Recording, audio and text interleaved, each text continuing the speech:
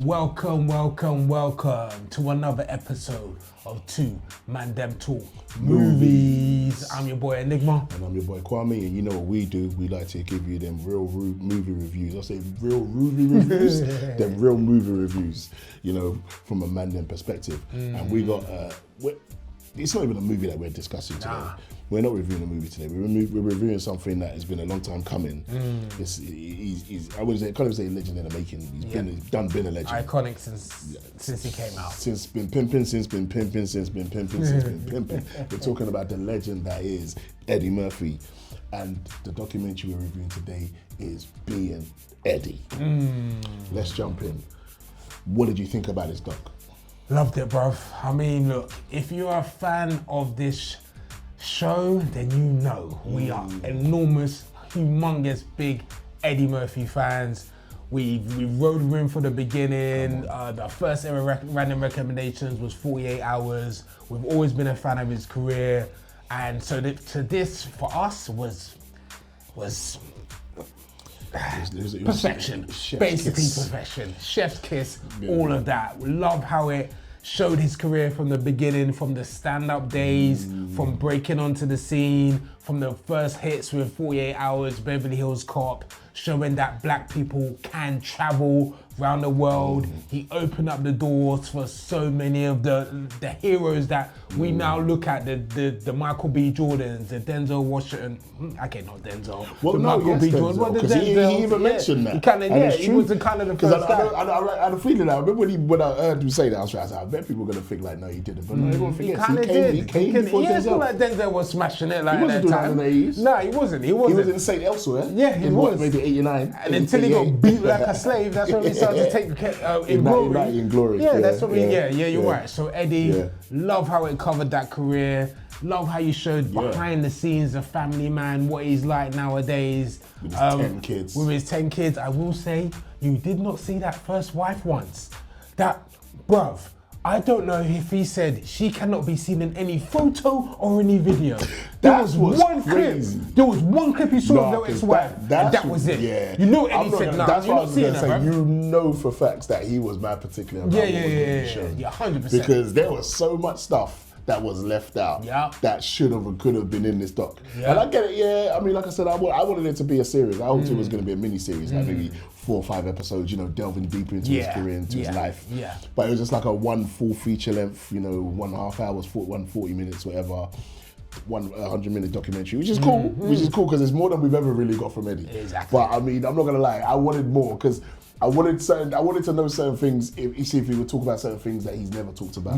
Granted, he did still give us stuff that we haven't heard him talk about before, and he did take us into, you know, delve into his life, into his family, and show how us he is now.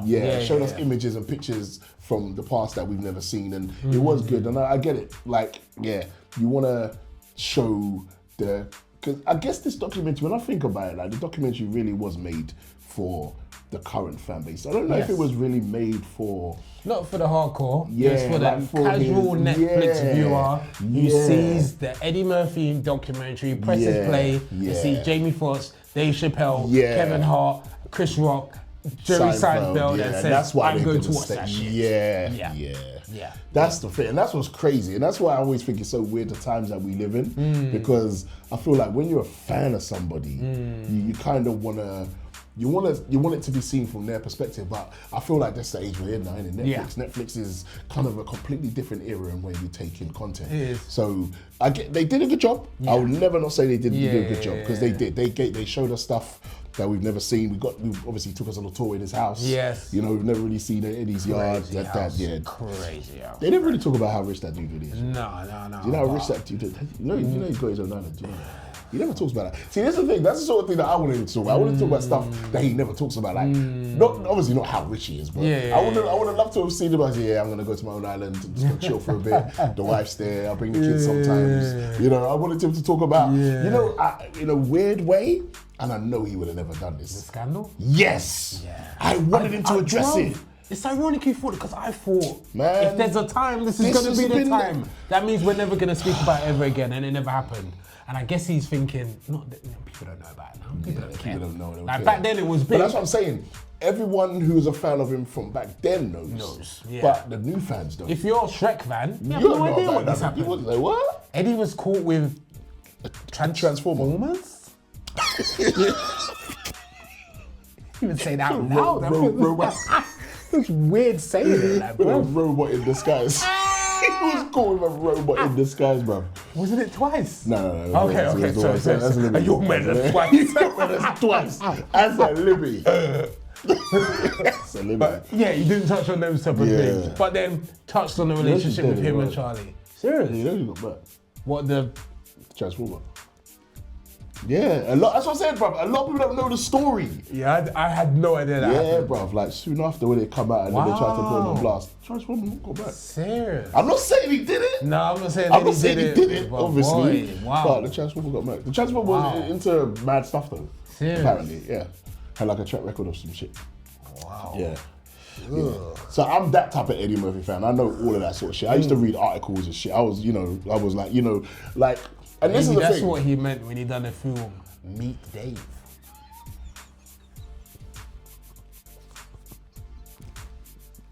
You know what you're fucking. You know what you're living. You know what you're living. Why the speech mark? You know, and you know why you're living for that as well? Because even in the doc, he actually mentions Meet Dave. He does. And he says, never play a spaceship. Why did he actually say that?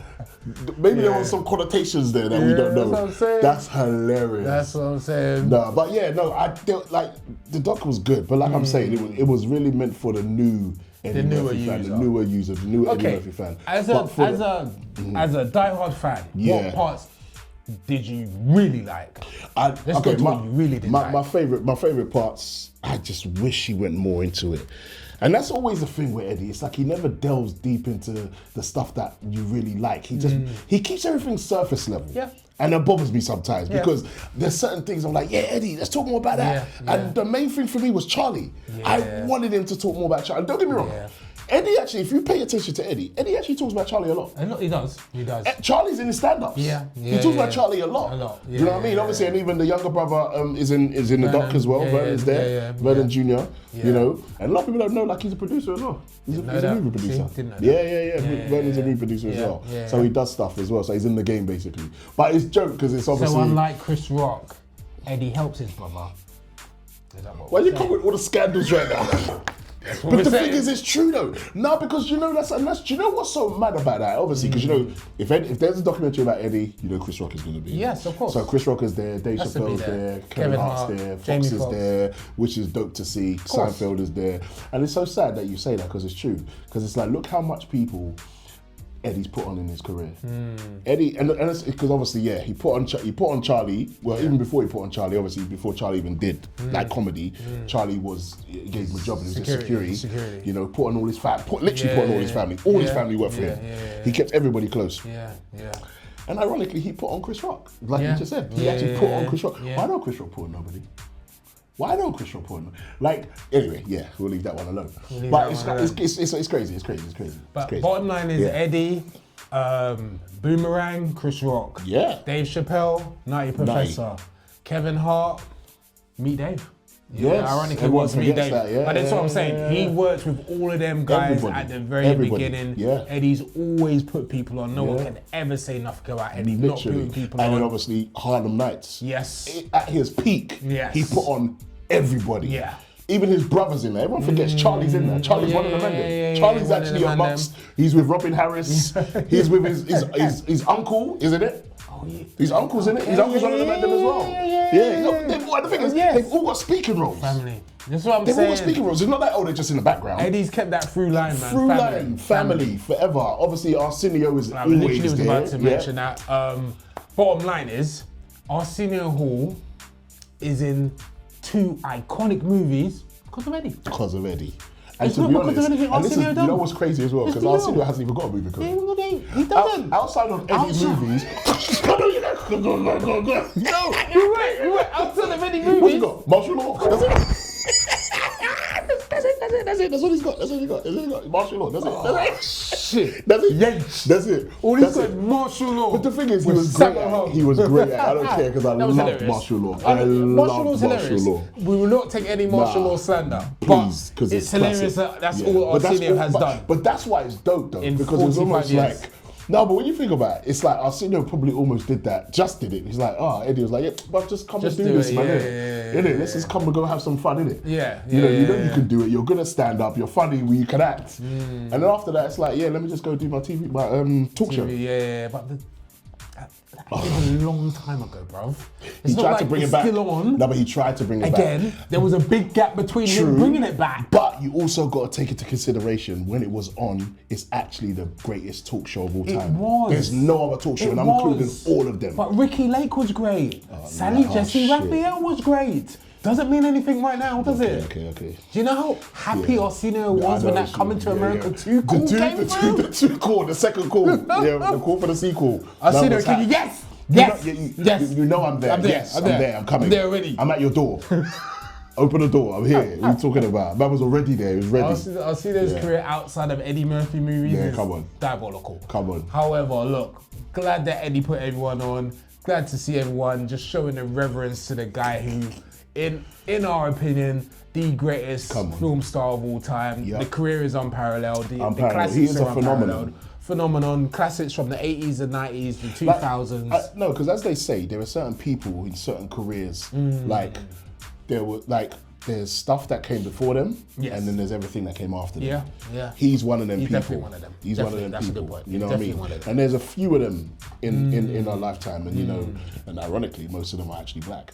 And it's true because when you look at it, obviously you got the, and this has got nothing. And I'm not going to mention Richard Pryor here because if we talk about Richard Pryor, we're talking about Richard Pryor when it comes to stand up. Yes. Everybody knows. It goes without saying he's everybody's goat, including Eddie. So we don't need to talk about stand up. Compare the movie career to Eddie's. I'm sorry, I'm not. We're talking about the movie career. No Richard Pryor stand up. Yeah, we're not talking about that. Again. Yeah, but it's frustrating that we even have to do that because we don't want to compare. As soon as you don't even want to, but because you know everybody else will. Yes. Because as soon as everybody gives Eddie his props, they bring Richard Pryor to the conversation. You have to. And it's frustrating because their careers are so different. Yes. Their careers are so different. Very different. You know what I mean? And it's frustrating that obviously back in the late 70s to early 80s, they was actually saying, Eddie was becoming the new Richard when he was nothing like Richard. And I like how they covered that in the doc as good, well, yeah, pitting them against each other. Yeah, which wasn't cool. I didn't like that. No. But it was a great documentary. Like we could talk about this for ages. So I'm gonna leave this here and just like say, go watch it if you're an Eddie Murphy fan. Final scores, bro. When I was getting to, I was just saying, if you're a great Eddie Murphy fan, you wanna please go watch this. Not even just an Eddie Murphy fan, a fan of the history of black cinema. Yes. Because a lot of black cinema, not all of it, but a large chunk of it started with him. Yes. Because he has got classic after classic after classic after classic. And if it wasn't for him, there's a lot of stars that you wouldn't be seeing today at the level they're operating at. That's true. And they will tell you that, as they do in the documentary. Yes. So there you go. That's true. So yeah, if we're talking about scores, goes without saying, 10 out of 10. 10 out of 10. Look, I'll give it 9 out of 10, drop it off 1 point because, I wanted more. That's the only reason why I give it less, I'm joking. It's 10 out of 10. I'm joining you on a 10 out of 10. Look, again, we're huge Eddie fans. Come on. This was right up our street. This is everything we wanted to see. Glad that Netflix gave him the documentary as well because we need to shine more light on this guy because he's literally a living legend. People, if you're a fan of Eddie, even if you're not, just a fan of comedy, please check this out. It's seriously worth your time. If you could, as I always say, drop a like or subscribe if you haven't already. That would be much appreciated. Thank you for all the support. We really appreciate it. If you could, in the comments, let us know what's your favorite Eddie Murphy movie, man. Drop it in the comments, let us know. We're happy to go back and forth. Maybe it might be me, Dave. Maybe it might be me, Dave. It might be Holy Man. It might be Vampire in Brooklyn. I'm not dissing any of these films. I'm just going to the bottom tier of Eddie Murphy's. That's all I'm saying. Filmography. I hate That's all I'm saying. I'm just saying. Do you see what I mean? What happens when you talk bad with an Eddie fan? The biggest Eddie fan of all time. I'm sorry. Let us know how you feel about all of these movies. Any movie that you feel about Eddie's filmography, let us know. And as always, I've been your boy Enigma. And I've been your boy Kwame. And we've been the Two ManDem Talk Movies. We out.